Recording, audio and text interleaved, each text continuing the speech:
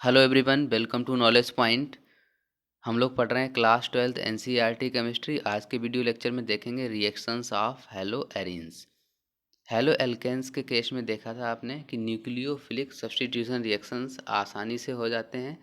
तो क्या ये nucleophilic substitution reactions hello arenes में भी आसानी से हो पाएंगे? देखते हैं। सबसे पहले रीज़न जानते हैं, हो पाते हैं या नहीं हो पाते हैं, और नहीं हो पाते हैं तो क्यों नहीं हो पाते हैं। देखिए, सबसे पहले मैं बता दूं आपको कि in case of haloalkanes nucleophilic substitution reactions दो तरह के होते थे। एक तो SN1 रिएक्शंस थे, दूसरे थे आपके SN2 रिएक्शंस। जब आपका स्ट्रॉन्ग न्यूक्लियोफाइल होता था तो रिएक्शंस होते थे SN2 reactions. But in case of hello arenes सब न्यूक्लियोफिलिक सब्स्टिट्यूशन रिएक्शंस जनरली सामान्य कंडीशंस पे नहीं हो पाते हैं। एक्सट्रीम या सम स्पेसिफिक कंडीशंस पे ही अकर होते हैं। उनमें भी SN1 रिएक्शंस तो होता ही नहीं है, सिर्फ SN2 रिएक्शन होता है। तो देखते हैं कि ऐसा क्यों होता है, इसके क्या क्या कारण हैं। तो सबसे पहला जो इसका कारण है वो है रेजोनेंस इफेक्ट। रेजोनेंस इफेक्ट में क्या होता है कि जब भी आपका कोई lone pair of electrons in conjugation with होता है पाई बॉन्ड के, तो इन दोनों के बीच जब भी कॉन्जुगेशन होगा, कॉन्जुगेशन का मतलब है ये दोनों जब भी अल्टरनेट पोजीशंस पे होंगे तो वो सारे के सारे स्ट्रक्चर क्या करेंगे, आपको रेजोनेंस का फिनोमेना शो करेंगे। तो रेजोनेंस के फिनोमेना की वजह से क्या होता है कि जो क्लोरीन का एटम होता है वो पार्शियल डबल बॉन्ड बना लेता है कार्बन के एटम के साथ, और जिसको ब्रेक करना ज़्यादा मुश्किल होता है। इस वजह से सामान्य कंडीशंस पे क्या होता है कि nucleophilic substitution reactions carried out नहीं होते in case of haloarenes, but in case of haloalkanes it can be generally carried out at the normal conditions. तो देखिए आप, ये ले लिया आपने एक हेलो एरीन। इसमें क्या है, ये हेलोजन की जगह क्लोरीन का एटम लगा हुआ है। क्लोरीन पे पता है आपको कितने इलेक्ट्रॉन्स होते हैं आउटर मोस्ट सेल में? 7 इलेक्ट्रॉन्स होते हैं। देखिए आप, 2 2 4 2 6 7, और ये 1 इलेक्ट्रॉन इसका आपका बॉन्ड बनाने में यूज हो रहा है, कार्बन और क्लोरीन का। तो अब ये जो क्लोरीन का एटम है, जब भी ये बेंजीन रिंग से जुड़ता है तो इसकी जो लोन पेयर है वो डोनेट करने की टेंडेंसी बढ़ जाती है। तो अब ये क्या करेगा, क्लोरीन का एटम ये अपना एक इलेक्ट्रॉन पेयर क्या करेगा, डोनेट कर देगा। किसको डोनेट कर देगा? कार्बन को डोनेट करेगा। तो इस वजह से क्या होगा कि जो क्लोरीन और कार्बन के बीच में बॉन्ड है वो एक पार्शियल डबल बॉन्ड बन जाएगा, कुछ टाइम के लिए बनेगा। इस वजह से इसको कहेंगे पार्शियल डबल बॉन्ड। अब देखिए यहाँ पे कितने कितने बॉन्ड बन गए हैं? 2 बॉन्ड तो आपके यहाँ पे नज़र आ रहे हैं क्लोरीन के बीच में, और 3 बॉन्ड, ये तो टोटल 5 बॉन्ड हो गए। इसका मतलब क्या है, ये जो पाई बॉन्ड है ये दूसरी पोजीशन पे शिफ्ट करेगा। तो क्या हुआ, सबसे पहले ये लोन पेयर आया कार्बन के पास और एक पार्शियल डबल बॉन्ड क्रिएट किया, और ये जो डबल बॉन्ड ऑलरेडी एग्जिस्टेड था इसका पाई बॉन्ड क्या करेगा, इस कार्बन के पास आ जाएगा। तो ये कार्बन क्या हो जाएगा, निगेटिवली चार्ज हो जाएगा। देखिए आप, यहाँ पे एक निगेटिव चार्ज आ जाएगा और यहाँ पे एक पार्शियल डबल बॉन्ड क्रिएट हो जाएगा। अब इस क्लोरीन ने क्या किया, आपका इलेक्ट्रॉन पेयर डोनेट किया है, तो इस वजह से क्लोरीन पे पॉजिटिव चार्ज आ जाएगा। अब ये जो सिचुएशन क्रिएट हुई, इसमें देखिए ये जो निगेटिव चार्ज है कार्बन का, ये क्या करेगा, ये फर्दर एक पाई बॉन्ड को क्रिएट करेगा। किस पोजीशन पे, इस पोजीशन पे। देखिए आप, और ये जो डबल बॉन्ड है इसका पाई बॉन्ड इस पोजीशन पे निगेटिव चार्ज क्रिएट करेगा। देखिए आप, तो यहाँ पे निगेटिव आके यहाँ पे आ गया, तो ये क्या है, पाई बॉन्ड आ गया यहाँ पे, और यहाँ पे जो पाई बॉन्ड ऑलरेडी एग्जिस्टेड था वो यहाँ पे क्या गया, निगेटिव चार्ज क्रिएट करेगा। सिमिलरली इसी तरह से ये जो फिनोमिना है वो आपका बढ़ता चला जाएगा, कंटिन्यूएशन में चलता रहेगा ये। फिर क्या बनेगा, कंपाउंड कंपाउंड बन जाएगा आपका ये। यहाँ पे डबल बॉन्ड आ जाएगा, यहाँ पे एक निगेटिव चार्ज आ जाएगा। जब ये फर्दर मूव करेगा तो किस तरह से मूव करेगा, देखिए आप, ये निगेटिव चार्ज यहाँ पे आएगा तो यहाँ पे एक पाई बॉन्ड क्रिएट होगा, और क्या होगा, यहाँ पे ये वाला निगेटिव चार्ज यहाँ पे आ गया, तो ये किस इसने क्या बना लिया, पाई बॉन्ड बना लिया। अब ये जो पाई बॉन्ड बना, इस वजह से क्या होगा, देखिए आप, जो ये कार्बन था, ये कार्बन क्या कर रहा था, एक पार्शियल डबल बॉन्ड क्रिएट कर रहा था, क्लोरीन पे पॉजिटिव चार्ज आ रहा था और यहाँ पे नेगेटिव चार्ज आ रहा था कार्बन के ऊपर। तो जो ये इलेक्ट्रोनेगेटिविटी क्रिएट की है इसने, ये जो पाई इलेक्ट्रॉन बना है ये वापस यहाँ आ जाएगा। मीन्स इसके जो इलेक्ट्रॉन पेयर्स हैं वापस यहाँ पे आ जाएंगे। तो कार्बन की बैलेंसी पूरी हो जाएगी और फर्दर क्या होगा, जो Cl के साथ बॉन्ड बन रहा है वो सिंगल बॉन्ड बन जाएगा। मीन्स जो स्ट्रक्चर आपके पास स्टार्टिंग में था वही स्ट्रक्चर आपको लास्ट में मिलेगा। तो ये पाई बॉन्ड और ये लोन पेयर ऑफ इलेक्ट्रॉन्स क्या है, इसी तरह से कॉन्जुगेट पोजीशन में रिंग में मूव करते रहते हैं। इस पोजीशन को कहते हैं रेजोनेंस। और इस रेजोनेंस की वजह से क्या होता है, इस रिंग में जो क्लोरीन का एटम है वो पार्शियल डबल बॉन्ड बना रहा है। जबकि हेलो एल्केन्स के केस में क्या था, आपके पास एक ग्रुप दिया था, कोई भी मान लीजिए आप CH3 ग्रुप दिया था, इसके साथ एक हेलोजन मान लिया क्लोरीन अटैच था। तो ये सिंगल बॉन्ड के थ्रू अटैच थे, यहाँ पे पार्शियल डबल बॉन्ड है। तो आपको क्या करना पड़ेगा, इस पार्शियल डबल बॉन्ड को ब्रेक करने के लिए आपको एनर्जी ज़्यादा लगानी पड़ेगी अगर कंपेयर करें सिंगल बॉन्ड से। तो हेलो एल्केन्स के केस में आपको सिंगल बॉन्ड ब्रेक करना पड़ता था, हेलो एरीन्स के केस में आपको पार्शियल डबल बॉन्ड ब्रेक करना पड़ेगा। इसलिए हेलो एरीन्स के केस में आपको एनर्जी ज़्यादा लगानी पड़ेगी। एनर्जी ज़्यादा लगानी पड़ेगी तो नॉर्मल कंडीशंस पे क्या है कि हेलो एरीन्स आपके न्यूक्लियोफिलिक सब्स्टिट्यूशन रिएक्शंस शो नहीं करेंगे, जबकि हेलो एल्केन्स आपके नॉर्मल कंडीशंस पे ही न्यूक्लियोफिलिक सब्स्टिट्यूशन रिएक्शंस शो करते थे। तो इसका एक कारण तो ये हो गया कि nucleophilic substitution reactions hello arenes में जनरली अकर्ड नहीं होते हैं। क्यों नहीं होते हैं, वो रेजोनेंस की कंडीशंस की वजह से। और रेजोनेंस की कंडीशन क्या करती है, एक पार्शियल डबल बॉन्ड का क्रिएशन करती है, जिसको ब्रेक करने के लिए ज़्यादा एनर्जी की रिक्वायरमेंट होती है। दूसरा रीजन देखते हैं। दूसरा रीजन है इसमें कार्बन की जो हाइब्रिडाइजेशन स्टेट है वो। हेलो एल्केन्स के केस में क्या था, CH3Cl। तो ये जो कार्बन का एटम था हेलो एल्केन्स के केस में, ये था आपका sp3 हाइब्रिड स्टेट में था। जबकि हेलो एरीन्स के केस में जो कार्बन का एटम है वो है आपका sp2 हाइब्रिड स्टेट में।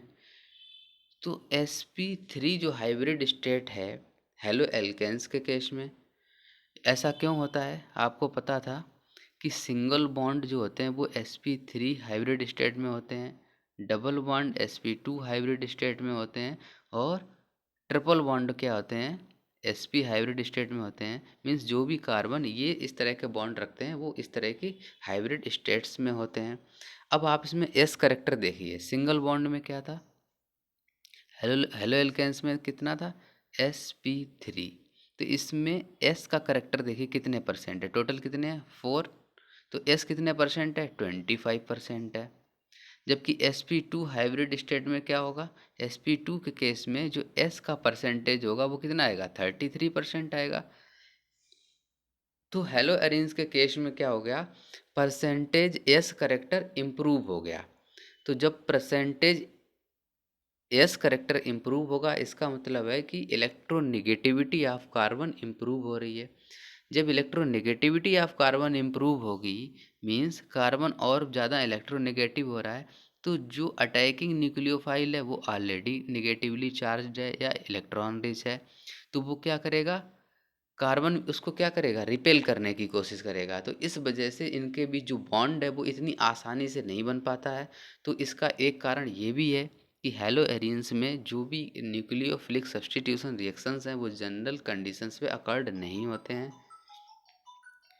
इसके बाद देखिए आप, थर्ड रीज़न क्या है, instability of phenyl cation. Haloarenes में क्या होता है कि जो फेनिल कैटायंस होता है वो इनस्टेबल होता है। कैसे, ये आपकी बेंजीन रिंग है, ठीक है। इस बेंजीन रिंग में यहाँ पे कोई भी ग्रुप अटैच्ड है, मान लिया Cl अटैच्ड है, ठीक है। हेलो एल्केन्स के केस में क्या होता था, CH3Cl, ये जो बॉन्ड ब्रेक होके इसके ऊपर एक कार्बोकैटायन बनता था। कार्बोकैटायन एक पॉजिटिवली चार्ज कार्बोकैटायन बनता था। बट हेलो एरीन्स के केस में ऐसा पॉसिबल नहीं है, क्योंकि इस तरह से जो भी कार्बोकैटायन बनेगा भी, इसको कहेंगे फेनिल कैटायन, वो फेनिल कैटायन स्टेबल होता ही नहीं है। तो जब ये स्टेबल नहीं होगा तो ये रिएक्शन नहीं कर पाएगा। तो तीसरा रीज़न ये है कि फेनिल कैटायन की प्रेजेंस की वजह से क्या होता है, ये कैटायन इनस्टेबल होता है और न्यूक्लियोफिलिक सब्स्टिट्यूशन रिएक्शंस को सपोर्ट नहीं करता है। फोर्थ रीज़न देखते हैं क्या होता है, because of the possible repulsion. Possible repulsion का क्या मतलब हुआ कि जो आपकी बेंजीन रिंग होती है वो ऑलरेडी इलेक्ट्रॉन रिच होती है। तो इलेक्ट्रॉन रिच बेंजीन रिंग है आपके पास, तो इस केस में क्या होगा, जो आपका न्यूक्लियोफाइल अटैक करने आ रहा है वो भी इलेक्ट्रॉन रिच है। तो जब दोनों चीज़ें इलेक्ट्रॉन रिच हैं तो इनमें क्या है, आपस में रिपल्सन बढ़ेगा। तो इसका मतलब क्या है कि नॉर्मल कंडीशंस पे इनके बीच बॉन्ड बनने की संभावना नहीं है। मींस कुछ एक्सट्रीम कंडीशंस ही हो सकती हैं जिनमें इनके बीच में बॉन्ड बन सकता है। तो ये जो चार रीजन थे, इन चार रीजन्स की वजह से हेलो एरिन्स में nucleophilic substitutions reactions general conditions पे अकर्ड नहीं होते हैं। ये सब स्पेसिफिक कंडीशंस या एक्सट्रीम कंडीशंस में ही होते हैं।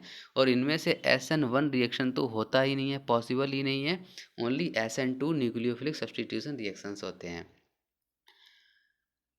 अब बात करते हैं रिप्लेसमेंट ऑफ हाइड्रोक्सिल ग्रुप किस तरह से होता है।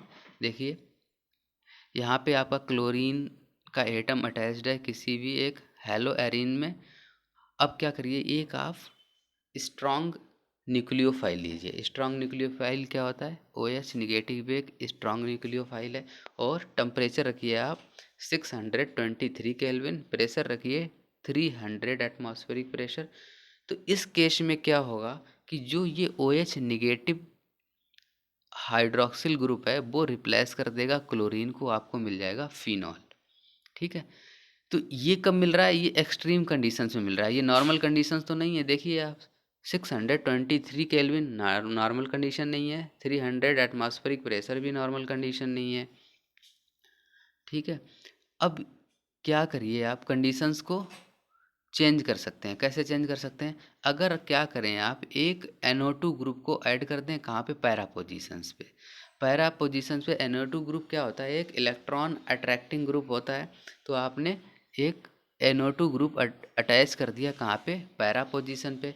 तो इस पैरा पोजीशन पे अटैच करने की वजह से क्या होगा, ये जो रिएक्शन है वो थोड़ी नॉर्मल कंडीशंस पे हो जाएगी। मींस जो ये कंडीशंस दी थी इनमें से थोड़ी नॉर्मल कंडीशन कर देंगे। मींस टेम्परेचर को थोड़ा कम कर देंगे, प्रेशर को थोड़ा कम कर देंगे, तो भी ये कैरीड आउट हो जाएगी। देखिए आप, जैसे ही आपने पैरा पोजीशन पे एक NO2 ग्रुप को अटैच किया तो ये रिएक्शन आपकी 443 केल्विन पे ही कैरीड आउट हो जाएगी। और आपको जो क्लोरीन का ग्रुप है वो OH के ग्रुप से रिप्लेस हो जाएगा। अब क्या करिए, आप दो ग्रुप ऐड कर दीजिए NO2 के। एक तो ऐड कर दीजिए आर्थो पोजीशन पे और दूसरा ऐड कर दीजिए आप पैरा पोजीशन पे। तो क्या होगा, इसकी इलेक्ट्रॉन खींचने की पावर और ज़्यादा बढ़ जाएगी, तो ये और कम टेम्परेचर पे हो जानी चाहिए रिएक्शन। देखिए आप 368 केल्विन पे ही ये हाइड्रोक्सिल ग्रुप क्या करेगा, क्लोरीन के एटम को रिप्लेस कर देगा। अब आपने क्या किया कि आपने 3 पोजीशंस पे NO2 ग्रुप को ऐड कर दिया। तो जब आप 3 पोजीशंस पे NO2 ग्रुप को ऐड कर देंगे, मींस इलेक्ट्रॉन अट्रैक्टिंग ग्रुप को ऐड कर देंगे, तो उस केस में क्या होगा, ये सिंपली जैसे ही आप वार्म ही करेंगे वैसे ही रिप्लेस कर देगा क्लोरीन के एटम को। और आपको मिल जाएगा एक ऐसा कंपाउंड जिसमें OH अटैच्ड होगा और क्लोरीन का एटम रिप्लेस हो चुका होगा। तो अब आपने क्या देखा कि सिंपल कंडीशंस में काफ़ी ज़्यादा एक्सट्रीम कंडीशंस चाहिए। जैसे ही आपने एक इलेक्ट्रॉन अट्रैक्टिंग ग्रुप लगाया, थोड़े कम टेम्परेचर पे रिएक्शन हो गई। जैसे ही आप इलेक्ट्रॉन अट्रैक्टिंग टेंडेंसी आप बढ़ाते जा रहे हैं, वैसे ही नॉर्मल कंडीशंस पे रिएक्शन कैरीड आउट होती जा रही है। देखते हैं मैकेनिज्म, देखते हैं कि NO2 ग्रुप ऐड होने से ऐसा क्यों हो रहा है। और वो भी NO2 ग्रुप जब भी आप आर्थो या पैरा पोजीशंस पे लगाएंगे तभी ऐसा होगा। अगर आप मेटा पोजीशंस पे NO2 ग्रुप को ऐड कर देते हैं तो रिएक्शन पे कोई फ़र्क नहीं पड़ेगा। ये है आपकी पैरा पोजीशन, ये है आपकी आर्थो पोजीशन, ये है आपकी मेटा पोजीशन। यहाँ पे अगर कोई आप NO2 ग्रुप को ऐड करते हैं तो कोई फ़र्क नहीं पड़ेगा रिएक्शन पे। देखिए आप मैकेनिज्म देखिए, सबसे पहले पैरा पोजीशंस पे ऐड करते हैं एक NO2 ग्रुप को। NO2 ग्रुप होता क्या है, N होता है इसमें एक डबल बॉन्ड के साथ O ऑक्सीजन अटैच रहता है और एक ऑक्सीजन आपका सिंगल बॉन्ड के साथ अटैच रहता है। तो ये जो N होता है इसके ऊपर पार्शियल पॉजिटिव चार्ज होता है और ऑक्सीजन के ऊपर पार्शियल नेगेटिव चार्ज होता है। तो ये ग्रुप आपने ऐड कर दिया। तो ये ग्रुप ऐड करा आपने पैरा पोजीशन पे। तो पैरा पोजीशन पे क्या होगा देखिए आप, जो ऑक्सीजन हाइड्रोक्सिल ग्रुप है, न्यूक्लियोफाइल, स्ट्रॉन्ग न्यूक्लियोफाइल, ये यहाँ पे अटैक करने की कोशिश करेगा कार्बन के ऊपर। तो ये पार्शियल एक सिंगल बॉन्ड के द्वारा अटैच हो जाएगा। अब देखिए आप, इस केस में क्लोरीन और हाइड्रोक्सिल ग्रुप दोनों ही अटैच्ड हैं कार्बन के साथ। अब ये जो कार्बन का ये डबल बॉन्ड था, पाई बॉन्ड, ये आएगा आपका इस पोजीशन पे। तो इस पोजीशन पे क्या होगा, एक निगेटिव चार्ज आ जाएगा आपका। ये निगेटिव चार्ज फर्दर मूव करेगा इस पोजीशन पे। तो यहाँ पे एक देखिए डबल बॉन्ड बन गया, और यहाँ पे जो डबल बॉन्ड था वो यहाँ पे क्या करेगा, निगेटिव चार्ज इंड्यूस करेगा। तो ये निगेटिव चार्ज जो है ये नाइट्रोजन के द्वारा अट्रैक्ट भी किया जा सकता है और फर्दर ये आगे मूव भी कर सकता है। तो इस तरह से ये रेजोनेंस में आ जाएंगे और आपको सेम कंपाउंड मिल जाएगा जिसमें क्लोरीन का एटम लिबरेट हो चुका होगा और हाइड्रोक्सिल ग्रुप अटैच हो चुका होगा। ठीक है। अब क्या करिए आप, आर्थो आइसोमर्स पे आइए। आर्थो पोजीशन पे आपने अटैच कर दिया नाइट NO2 ग्रुप को। आर्थो पोजीशन पे क्या होगा, सेम होगा। देखिए आप, सिंगल बॉन्ड के द्वारा क्लोरीन और OH अटैच हो जाएंगे। अब क्या होगा, ये जो डबल बॉन्ड है ये यहाँ पे अटैक करेगा। तो यहाँ पे क्या अटैक करने के बाद क्या बनेगा, यहाँ पे पार्शियल निगेटिव चार्ज आएगा, एन पे पार्शियल पॉजिटिव चार्ज है। तो ये जो ग्रुप अटैच किया है ये इलेक्ट्रॉन्स को एब्जॉर्ब भी कर सकता है और आगे रोटेट भी कर सकता है। तो यहाँ पे देखिए आप, दोनों जगह टेंडेंसी दिखा रहा है जो NO2 ग्रुप है इलेक्ट्रॉन को ऑब्जर्व करने की। लेकिन अब क्या करिए आप, मेटा पोजीशन पे ऐड करिए। जैसे ही आपने मेटा पोजीशन पे ऐड किया उस समय क्या होगा, देखिए आप, यहाँ पे ये बॉन्ड यहाँ पे आया, तो यहाँ पे पार्शियल निगेटिव चार्ज आ गया। ये देखिए आप, पार्शियल निगेटिव चार्ज यहाँ पे पाई बॉन्ड को भेजेगा। तो यहाँ पे देखिए डबल बॉन्ड क्रिएट हो जाएगा, और ये जो डबल बॉन्ड क्रिएट होगा वो कहाँ पे जाएगा, देखिए आप, यहाँ पे तो डबल बॉन्ड आ गया, और यहाँ पे जो ऑलरेडी डबल बॉन्ड एग्जिस्टेड था वो इस पोजीशन पे क्या करेगा, नेगेटिव चार्ज क्रिएट करेगा। तो ये जो पोजीशन है आपकी मेटा पोजीशन, यहाँ पे नेगेटिव चार्ज क्रिएट ही नहीं हो रहा है। तो जब यहाँ पे नेगेटिव चार्ज क्रिएट ही नहीं होगा तो इस NO2 ग्रुप का इस रिएक्शन में कोई भी फर्क पड़ने वाला नहीं है।